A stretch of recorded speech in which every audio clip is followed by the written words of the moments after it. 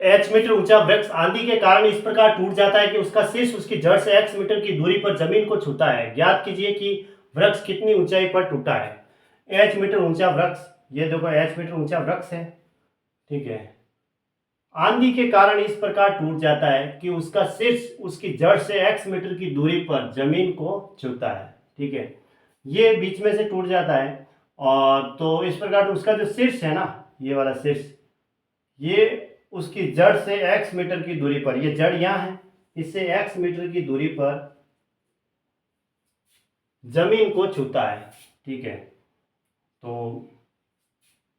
यानी कि ये यहां से टूटेगा तो ये जैसे मतलब ये शीर्ष है वो यहां जा जाएगा, तो ऐसे ये टूट गया बीच में से, ठीक है, और यहां आ गया ऐसे। h मीटर ऊंचाई का पूरा पूरा कितने का था, ये h मीटर का था, ये पूरा h मीटर की ऊंचाई का एक वृक्ष आंधी के कारण इस प्रकार टूट जाता है कि उसका शीर्ष उसकी जड़ से, ये जो जड़ है इससे x मीटर की दूरी पर जमीन को छूता है, यानी ये वाला शीर्ष यहाँ से ये बीच में से टूटा होगा, तब ये इसको टच किया सीधा। ज्ञात कीजिए कि वृक्ष कितनी ऊंचाई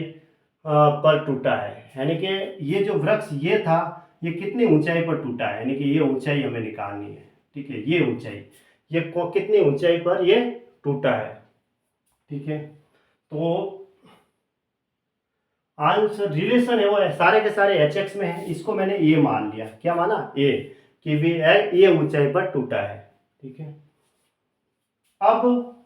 ये ऊंचाई हमें निकालनी है, तो ये क्या होगा, ए स्क्वायर प्लस एक्स स्क्वायर होगा, कर्ण स्क्वायर बराबर है ना, कर्ण स्क्वायर बराबर क्या होगा, आधा अंडूड में ए स्क्वायर प्लस एक्स स्क्वायर होगा। तो मैं क्या करता हूँ कि देखो ये 90 डिग्री का कोण है, ठीक है, अगर मैं इसको 3 नाम दूंगा तो ये 4 होगी,